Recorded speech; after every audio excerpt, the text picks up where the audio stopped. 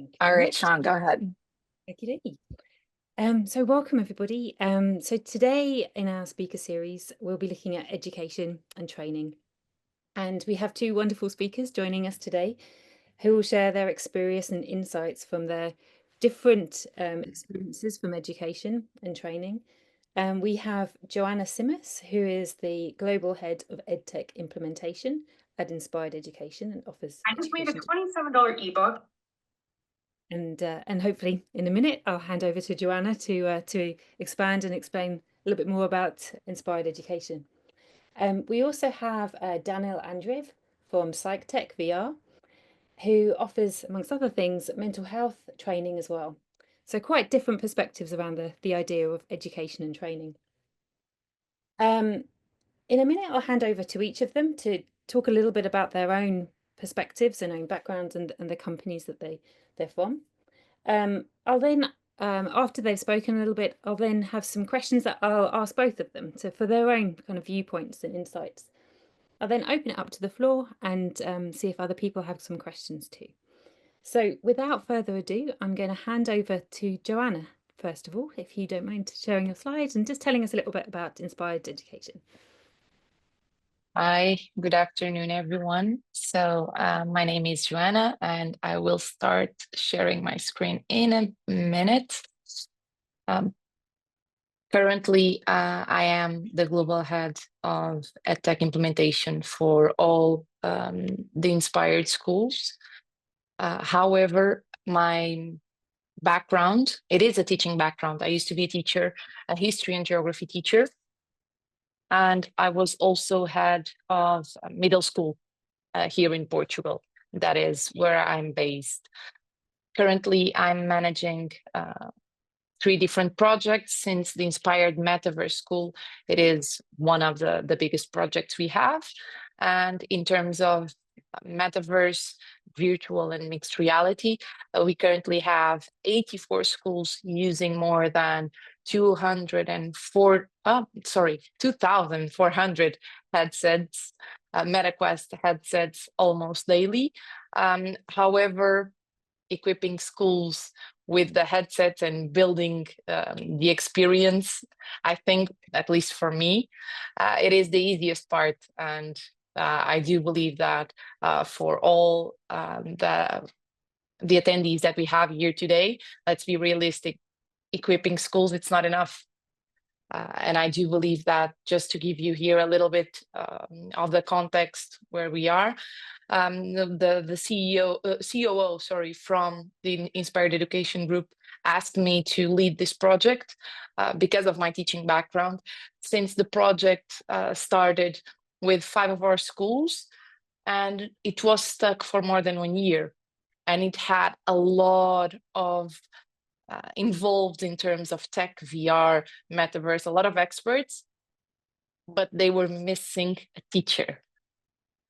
It's kind of funny to be like, oh, let's use a lot of tech in our schools, but who do we need to ensure that these projects are successful among our students, among our staff, and even with the parents?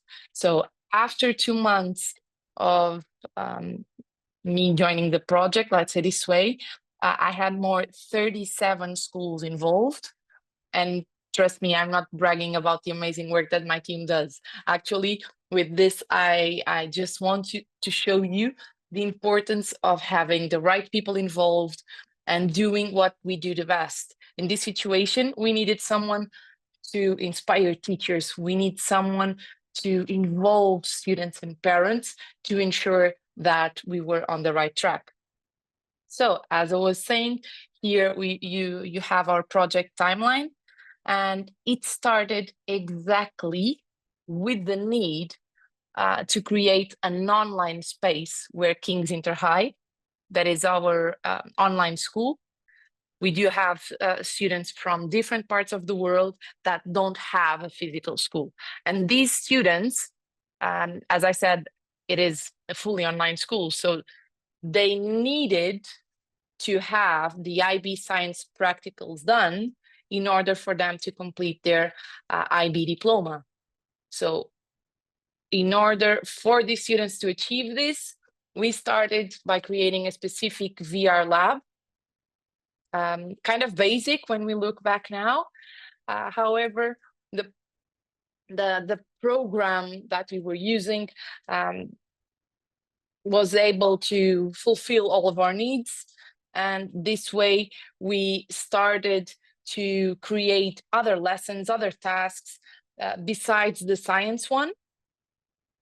And with the pedagogical guidance that we felt that were missing, this way we were able to pilot other schools, we were able to roll out to other students.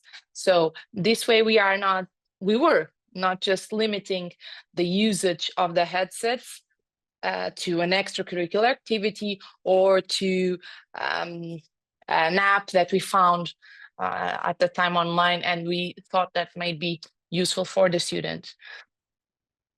As I take the lead of the Inspired Metaverse School, my main focus is precisely this: to ensure that the pedagogical integration of this technology makes sense and that is curriculum aligned. A lot of my talks and even the conversations that I have with my team are always around pedagogy and how we can integrate the metaverse, VR equipment, and even mixed reality equipment into the subject curriculum, not the other way around. So exactly as I was saying, our main goal is to integrate technology and to enhance the teaching and learning experiences. This is not a cliche sentence. Actually, this is our reality. Technology is a reality nowadays, but its usage, like everything that enters a classroom, being technological or not, must have a purpose.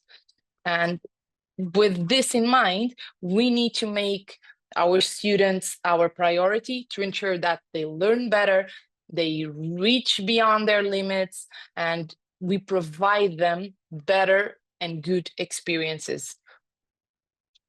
If you ask me, I believe that we are doing really, really well, since we are creating tailor-made and bespoke VR lessons, starting with the teacher requests. And as you can imagine, being educators, we are a little bit demanding. All our lesson requests are analyzed either by the pertinence, in terms of curriculum purpose, but we also have different development meetings with the teachers to make sure that they understand our purpose with this project. We do not believe that our students must use VR just because. As you can imagine, being online and supporting 83, because we have 84. So we have one online school and 83 physical schools. It's impossible to provide in-live training to all of our schools. And oh, sorry, because I'm hearing, not sure if it's me, but I will do like this.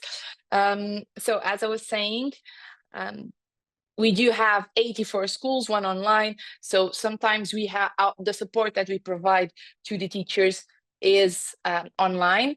We are in the lesson with them, in the headset or in our laptops, supporting them and providing the technical support, let's say this way, just to ensure that the teacher can focus on the teaching part.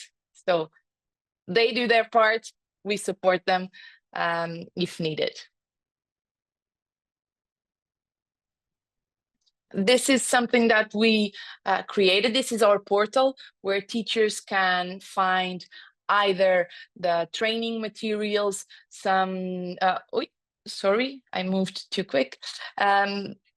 This also has some useful links, some tips for the teacher if they are let's say if they are starting now, our recommendations in terms of usage. If they don't know how one of the headsets work, there we have all the instructions. So this is tailor-made by us. with the support with the external companies that and the external partners that we are working on, just to ensure that the content they need on the operation side is available when they need it.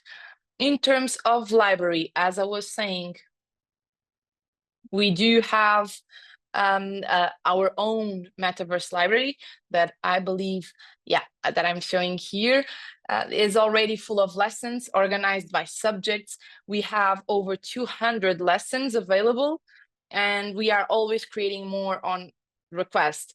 As you can imagine, even though I didn't introduce them, currently we are a team of 5. So it's not easy to create lessons every day, but we try to create around between 17 to 20 lessons per month. So I do believe that is really, really good. Each lesson available here in our library has a lesson plan and a small preview for teachers to know exactly what to expect from it. And we have subjects from languages to sciences and even physical education. We do have some VR experiences already available, more physical, but yeah. Just to finish here my part, one of the events that marked our project was the showcase to Meta at one of our schools, Fulham School in London, with our CEO, the Inspired founder, Nadim, and Sir Nicholas Clegg. So at the time, he was the president of global affairs at Meta. We showed a Spanish VR lesson in which students from Fulham and one of our Spanish schools interacted online to teach each other Spanish, and they worked together to fulfill restaurant orders. One of the bits that we have from that lesson, and I do remember this as it was yesterday, we had students interacting and discussing the menu, and Nick Clegg said something in the back like, wow, this is amazing. Because the students, when they are with the headset, they do not see each other in real life. So they tend to speak more, to interact more, and they are not afraid to fail. Oh, of course, this is not my first language, so it's normal that I do have some problems while I'm speaking. However, with the headset, I'm like protected. I can be myself, I can fail, and that's okay. The collaboration between the students was really, really good. Then after the showcase, Meta decided to create a video for their community voices in one of our schools in Portugal, at King's College School Cascais. And our partnership with the Meta education team, for us, it is a key point. They showcased one of our schools. At the same time, we showed the world how we were using the Quest 3 devices. This is, I don't want you.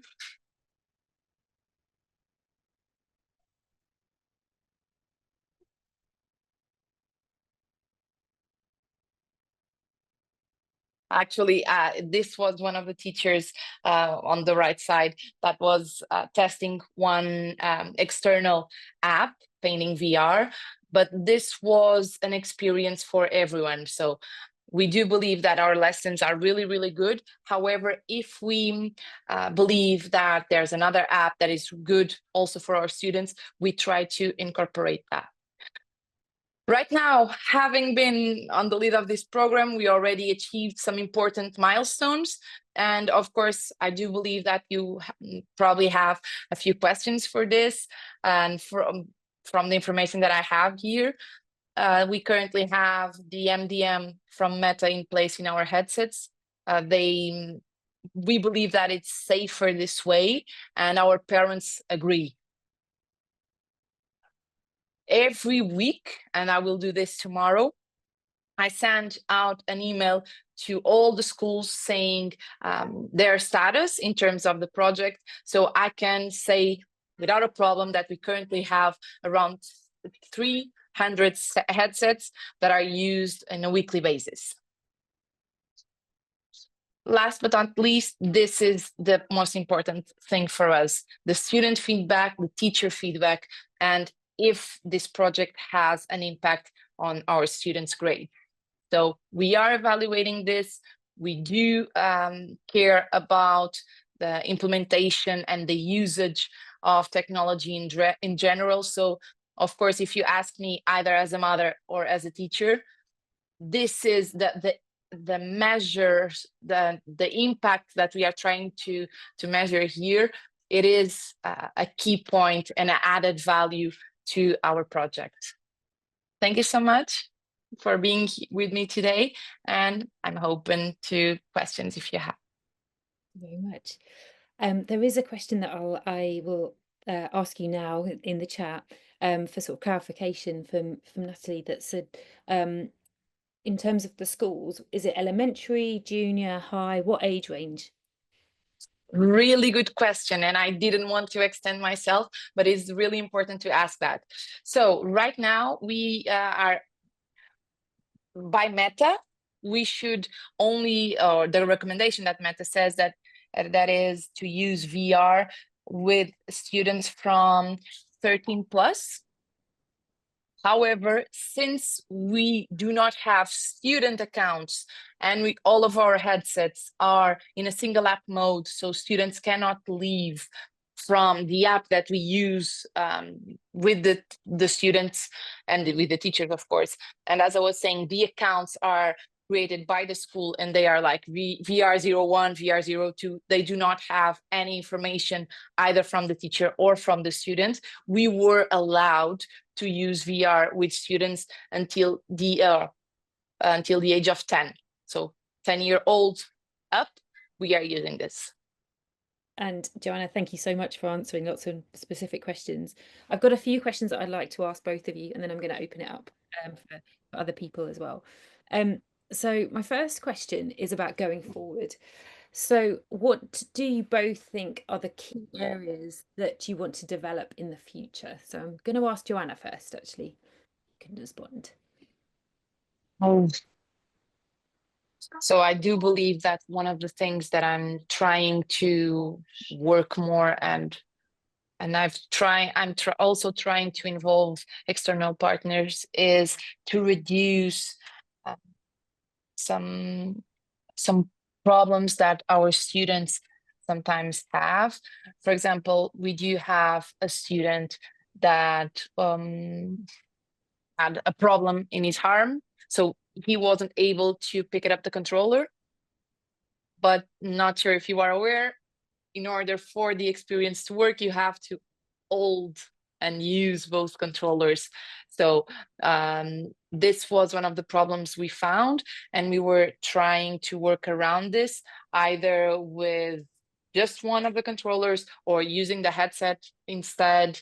So if we could reduce the barriers, that could be really, really useful. Another problem that we also found, it was with the captions. In the headset itself doesn't have the possibility to have closed captions, so only the app. So if we have a student that has a hearing problem or something like that, if he wants to interact with the headset itself, he can't.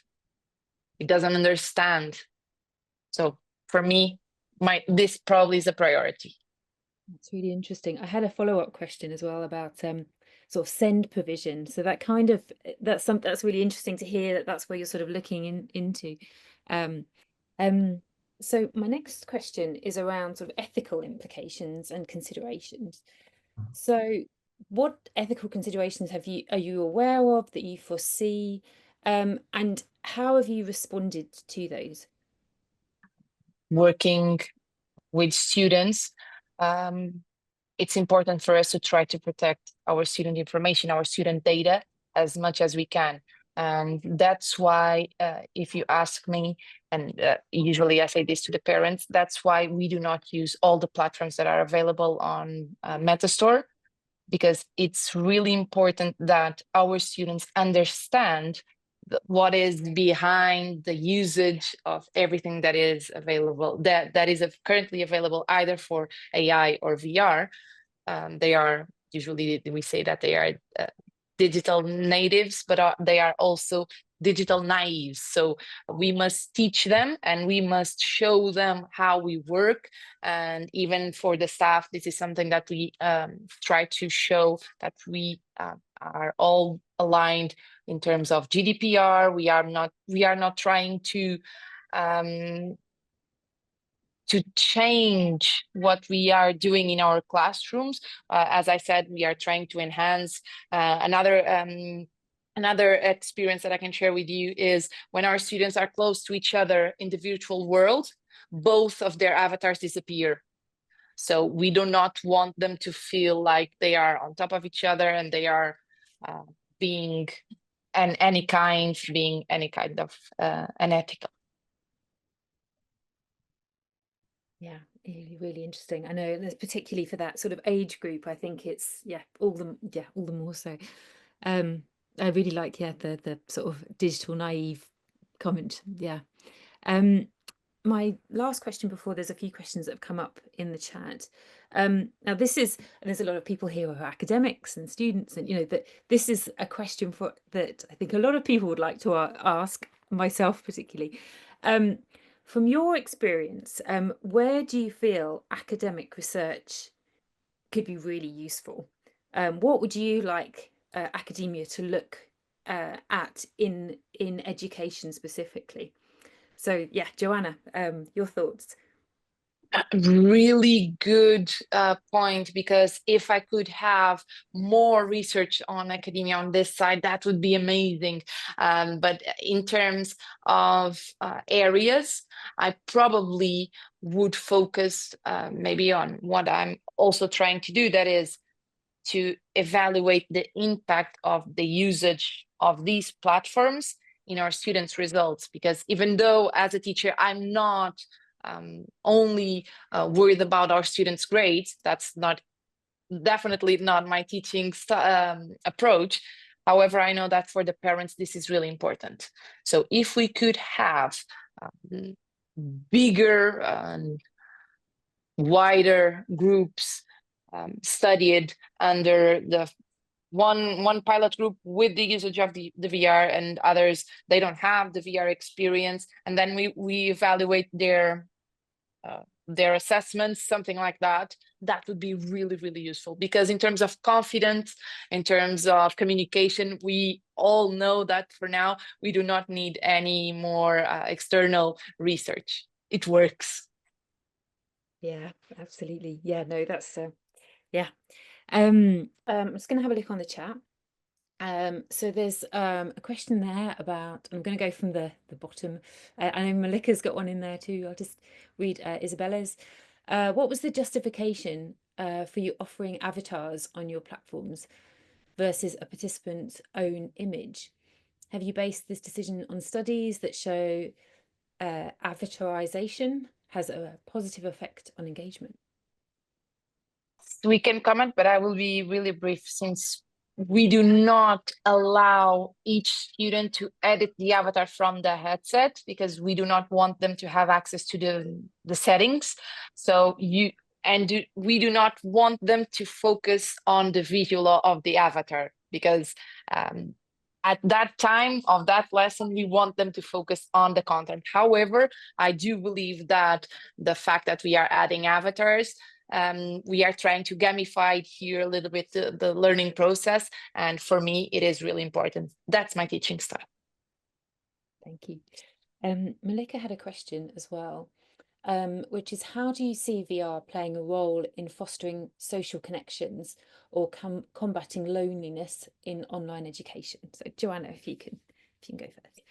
Yeah, I typed, but we will go and speak about that, because it's really important for us to ensure that our online students, even though they are online and they can be chatting and sending messages to each other, we want them to have as most possible, of course, to have a physical experience, in this case, a virtual experience. So we do host proms, we do host end of year and end of term parties and events for them to interact. And we even created a playground for them to be when they were in their breaks, like let kids be kids, either in physical or in virtual school.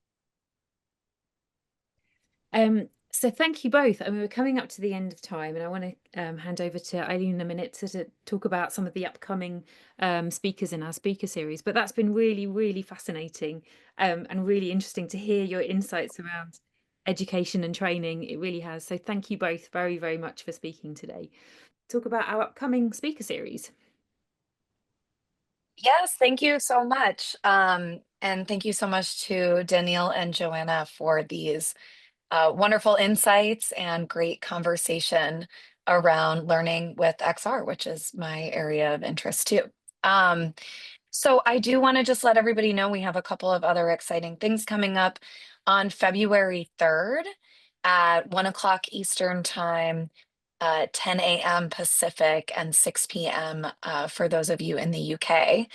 We're going to have Jesse Jowdry, the CTO from VR Chat, joining us to discuss how to design extended reality experiences that really center social interaction, which is, of course, what VR Chat is most well known for. And additionally, we have a conference that's going to be hosted here at Northeastern, but also with some options for hybrid engagement, some online engagement. This is the Spatializing Narrative conference. So I'm putting the website in the chat for that. Here, they don't have registration up yet for this year's conference. It's on February 11th, but it will be there soon. So feel free to check back. And when we have registration for all these events, I'll be sending them via email to everyone who registered for this presentation. So we're looking forward to seeing you at more XR Speaker Series events. And also one last thing, let me just grab the links.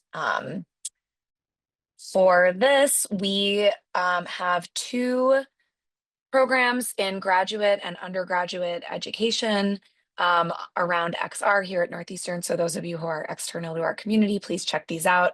I know we're accepting applications right now for the MS in extended realities. Priority deadline is February 1st. So if this is your bread and butter, then please consider applying and coming to work with us. But again, thank you so much to Danielle and Joanna. I'm going to stop the recording now, and we hope to see you guys soon.